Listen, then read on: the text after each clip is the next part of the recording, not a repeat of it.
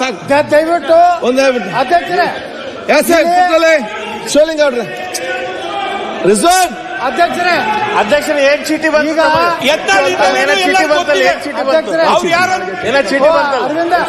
ಅರವಿಂದ ಅಧ್ಯಕ್ಷರೇ,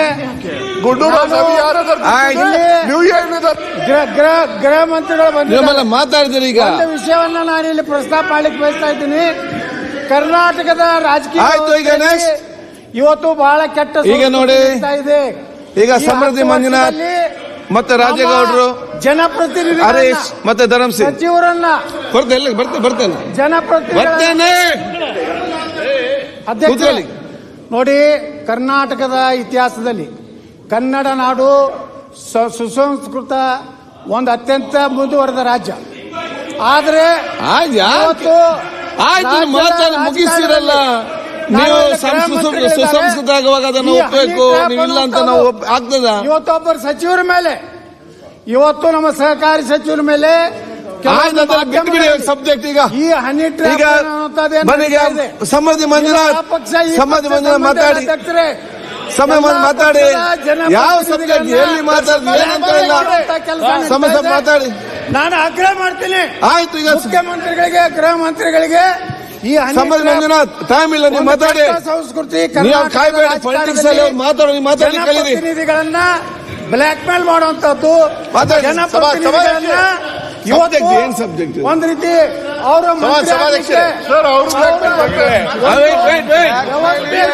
ಈಗ ಬಜೆಟ್ ಅಲ್ಲಿ ಆಗ್ತದೆ. ನಮ್ಮ ರಾಜ್ಯ ವಿನಂತಿ ಮಾಡ್ಕೊತೀನಿ, 724 ರಾಜನ ಏನ್ ಹೇಳ್ತಾರೆ ನೋಡುವ. ಅಧ್ಯಕ್ಷರೇ, blackmail is parliamentary word. ಆಯ್ತು, ನೀವು ಮಾತು ಏನ್ ಮಾಡ್ಬೇಕಿಲ್ಲ ನಿಮಗಲ್ಲ ಅಧ್ಯಕ್ಷರೇ. ಮತ್ತೆ ನಾಳೆ ತಗೊಳ್ಳಿ ಚರ್ಚೆ. ಒಂದೇ ನಿಮಿಷ ಒಂದೇ ನಿಮಿಷ ಬಹಳ ಗುರುತ ಆಸೇಫ್ ಒಂದ್ ನಿಮಿಷ ರಾಯರೆಡ್ಡಿ ಅವರೇ ಒಂದೇ ನಿಮಿಷ ಅಧ್ಯಕ್ಷ ಒಂದೇ ನಿಮಿಷ ರಾಯರೆಡ್ಡಿ ಅವರೇ. ಆಯ್ತು ರಾಯರೆಡ್ಡಿ ಅವರೇ, ಆಯ್ತು ನಾ ಸುಳೆ ಮಗನೇ ಅಂತೀರಿ, ಒಪ್ತೀರಾ ಅಂದೆ? ಆಯ್ತು, sorry, I am sorry to say this. ಆಯ್ತು, ಕೂತ್ಕೊಳ್ಳಿ ಈಗ. ಏನ್ರಿ ಇದೆಲ್ಲ? ಆಯ್ತು, ಕೂತ್ಕೊಳ್ಳಿ ಮಾರ್ರೆ. ಅಲ್ಲ, ಅದು ನಾನು ತೆಗಿತೇನೆ, ಕಡ್ತೇನೆ, ನಾನು ತೆಗಿಸ್ತೇನೆ ಹೇಳಿದ್ದೇನೆ. Already toll. ನಿಮ್ಗೆ ಕೇಳೋದಿಲ್ಲ, ನಾವೇನ್ ಮಾಡ್ಬೇಕು? ನಿಮ್ಗೆ ಕಿವಿ ಕೇಳಿದ್ರೆ ಬೊಬ್ಬೆಕ್ಕುವಾಗ ಅದು ನಾವು ನೋಡ್ತೇವೆ. ಅದನ್ನು ನಿಮ್ಮನ್ನು ಕರೆಸಿ ಕೂತ್ಕೊಂಡು ಓದಿಸ್ತೇನೆ. ಕೂತ್ಕೊಳ್ಳಿ ಈಗ, ಕೂತ್ಕೊಳ್ಳಿ. ಆಯ್ತು, ಈಗ ಲೇಟ್ ಆಯ್ತು. ಶಬ್ದ ಯಾರಿಗೆ ಉಪಯೋಗ ಮಾಡಿದ್ರು? ನಿಮ್ಮಷ್ಟು ಒಳ್ಳೆಯವರು ಯಾರಿಲ್ಲ, ನಿಮ್ಮಷ್ಟು ಬುದ್ಧಿವಂತರು ಯಾರಿಲ್ಲ. ಎಲ್ಲೋ ಈಗ ಕೂತ್ಕೊಳ್ಳಿ. ಆಯ್ತು, ಪ್ಲೀಸ್ ಕೂತ್ಕೊಳ್ಳಿ. ಬಳಸಬಾರದು ಅಂತ ಹೇಳಿ. Okay, thank you. ಸನ್ಮಾನ್ಯ ಸಭಾಧ್ಯಕ್ಷರೇ, ಈಗ ಎಂದು ನಾಳೆ ಮಾತಾಡೋದು. ಸನ್ಮಾನ್ಯ ಬಸವರಾಜ ಪಾಟೀಲ್ ಯತ್ನಾಳ್ ಅವರು ನನ್ನ ಹೆಸರನ್ನ ಪ್ರಸ್ತಾಪ ಮಾಡಿರೋದ್ರಿಂದ ನಾನು ಅದಕ್ಕೆ ಕ್ಲಾರಿಫಿಕೇಶನ್ ಕೊಡ್ತಕ್ಕಂಥದ್ದು ಅಥವಾ ವಾಸ್ತವಾಂಶವನ್ನು ತಿಳಿಸತಕ್ಕಂಥ ಚರ್ಚೆ ಬೇಡ.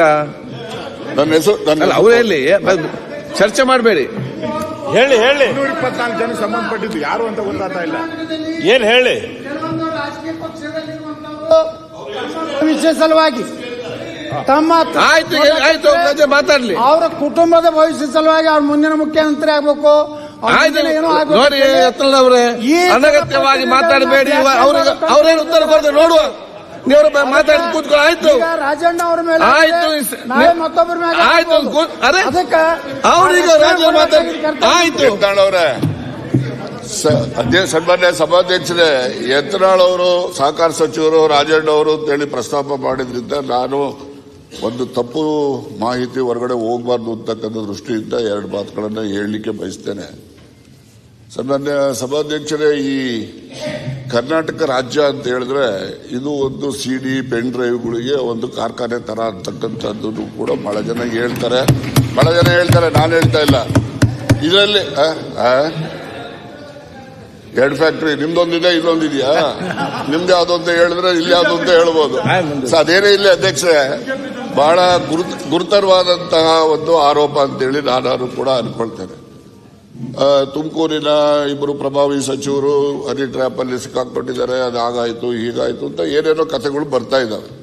ತುಮಕೂರಿನಲ್ಲಿರೋರು ನಾನೊಬ್ಬ ಇದ್ದೀನಿ, ಡಾಕ್ಟರ್ ಪರಮೇಶ್ವರ್ ಅವರು ಕೂಡ ಇದ್ದಾರೆ. ನಮ್ಮಿಬ್ರೇ ಅಂತ ಅವರ ಉದ್ದೇಶ ಅಂತೇಳಿ ಅನ್ಕೊಳ್ತೀನಿ. ಈ ಸಿಡಿ ಮಾಡ್ತಕ್ಕಂಥದ್ದು ಪೆನ್ ಡ್ರೈವ್ ಮಾಡ್ತಕ್ಕಂಥದ್ದು ಇದ್ರ ಬಗ್ಗೆ ಸುಮಾರು ನಿಮ್ಗೆ ಹೇಳ್ತೀನಿ, ನನಗಿರೋ ಮಾಹಿತಿ ಅಂತ 48 ಜನಗಳಿದ್ದಾರೆ, ಒಬ್ರು ಇಬ್ರು ಇಲ್ಲ. ಅಂದ್ರೆ ಒಬ್ರು ಇಬ್ರು ಅಂತ ಹೇಳಿದ್ರೆ ಬರೀ ಇವರೇ ಅಂತಲ್ಲ, ಅವರು ಇದ್ದಾರೆ. ಆದ್ರೆ ಇವೆಲ್ಲ ಬಹಳಷ್ಟು ಜನ ನ್ಯಾಯಾಲಯಗಳಲ್ಲಿ ಇದನ್ನ ಬಹಿರಂಗ ಮಾಡಬಾರ್ದು ಅಂತಕ್ಕಂಥದ್ದಕ್ಕೆ ಸ್ಟೇ ತಗೊಂಡಿರ್ತಕ್ಕಂಥದ್ದು, ಅಲ್ಲೂ ಕೂತವ್ರೆ ಇಲ್ಲೂ ಕೂತವ್ರೆ, ಆ ಪ್ರಶ್ನೆ ಬೇರೆ. ಇದರಲ್ಲಿ ಬರೀ ನಮ್ಮ ರಾಜ್ಯಕ್ಕೆ ಸೀಮಿತ ಆಗಿಲ್ಲ ಅಧ್ಯಕ್ಷರೇ, ಇದು ರಾಷ್ಟ್ರ ಮಟ್ಟದ ಎಲ್ಲಾ ಪಕ್ಷದಲ್ಲಿರ್ತಕ್ಕಂಥ ಮುಖಂಡಗಳು ಅನೇಕರ ಪೆನ್ ಡ್ರೈವ್ಗಳು ಕೂಡ ಇದಾವೆ. ಆ ಒಂದು ದೃಷ್ಟಿನಲ್ಲಿ ಏನ್ ನನ್ನ ಮೇಲೆ ಆರೋಪ ಏನಿದೆ, ಅದಕ್ಕೋಸ್ಕರ ಈ ಆರೋಪಕ್ಕೆ ಇಲ್ಲಿ ಉತ್ತರ ಹೇಳಿದ್ರೆ ಅದಕ್ಕೆ ಸರಿ ಹೋಗೋದಿಲ್ಲ. ನಾನು ನಮ್ಮ ಗೃಹ ಮಂತ್ರಿಗಳಿಗೆ ಒತ್ತಾಯ ಮಾಡ್ತೇನೆ, ನಾನು ಒಂದು ಲಿಖಿತ ಕಂಪ್ಲೇಂಟ್ ಅನ್ನು ಕೊಡ್ತೀನಿ. ಆ ಕಂಪ್ಲೇಂಟ್ ಆಧರಿಸಿ ಅವರು ತನಿಖೆ ಮಾಡಿಸ್ಬೇಕು. ಇದರಲ್ಲಿ ಯಾರೆಲ್ಲ ಪ್ರೊಡ್ಯೂಸರ್ಸ್ ಇದ್ದಾರೆ, ಡೈರೆಕ್ಟರ್ಸ್ ಯಾರ್ಯಾರಿದ್ದಾರೆ, ಇವೆಲ್ಲವೂ ಕೂಡ ಹೊರಗಡೆ ಬರಲಿ, ಜನಗಳಿಗೆ ಗೊತ್ತಾಗಲಿ. ಆಕ್ಟರ್ಸ್ಗಳು ಯಾರ್ಯಾರು, ಇವೆಲ್ಲ ಗೊತ್ತಾದ್ರೆ ಆಚೆ ಕಡೆನೂ ಸ್ವಾಗತಿಸ್ರಿ, ನಿಮ್ಮಲ್ಲಿ ರವಿ 48 ಜನರದು ಪೆನ್ ಡ್ರೈವ್ಗಳು ಇದಾವೆ. ಇಲ್ಲಿಯವರು ಇದ್ದಾರೆ, ಅಲ್ಲಿಯವರು ಇದ್ದಾರೆ. ರಾಜ್ಯ ಮಟ್ಟದಲ್ಲ, ರಾಷ್ಟ್ರ ಮಟ್ಟದಲ್ಲಿ ಇರ್ತಕ್ಕಂಥ ಎಲ್ಲ ಪಕ್ಷದ ಮುಖಂಡರು ಕೂಡ ಇದಾವೆ. ಅದರಿಂದ ಇದೊಂದು ಪಿಡುಗು. ಇದು ಸುಮ್ಮನೆ ಯಾರೋ ಒಬ್ರು ಮಾಡಿದ್ರೆ ಎಲ್ರಿಗೂ ಕೂಡ ಅನ್ವಯ ಆಗೋ ರೀತಿಯಲ್ಲಿ ಅದನ್ನು ಆರೋಪ ಮಾಡ್ತಕ್ಕಂಥದ್ದು ನಿಲ್ಲಬೇಕು. ಜನರುಗಳಿಗೆ ಏನು ಸಾರ್ವಜನಿಕ ಜೀವನದಲ್ಲಿ ಇರ್ತಕ್ಕಂಥವ್ರಿಗೆ ಹೊರಗಡೆ ಗೌರವ ಬರಬೇಕು, ಆ ರೀತಿ ಆಗಬೇಕು ಅಂತಕ್ಕಂಥ ಉದ್ದೇಶದಿಂದ ನಾನು ಗೃಹ ಮಂತ್ರಿಗಳಿಗೆ ಒತ್ತಾಯ ಮಾಡ್ತಕ್ಕಂಥದ್ದು. ನಾನು ಲಿಖಿತ ಕಂಪ್ಲೇಂಟ್ ಅನ್ನು ಕೊಡ್ತೇನೆ. ಅದ್ರ ಮೇಲೆ ಅವರು ಸೂಕ್ತವಾಗಿ ತನಿಖೆ ಮಾಡಿಸಿ ಯಾರೆಲ್ಲ ಇದ್ದಾರೆ, ಅವ್ರು ಯಾರೇ ಇರಲಿ, ಅದು ಎಲ್ಲವನ್ನೂ ಕೂಡ ಸಾರ್ವಜನಿಕರಿಗೆ ಬಹಿರಂಗ ಆಗಬೇಕು. ಸುಮ್ಮನೆ ಪಾಪ ಈ ರೇವಣ್ಣವರು ಅವ್ರದ್ದು, ಅವರ ಇನ್ನೊಂದು ಕುಟುಂಬದ್ದು ಇವೆಲ್ಲ ಬರ್ತವೆ.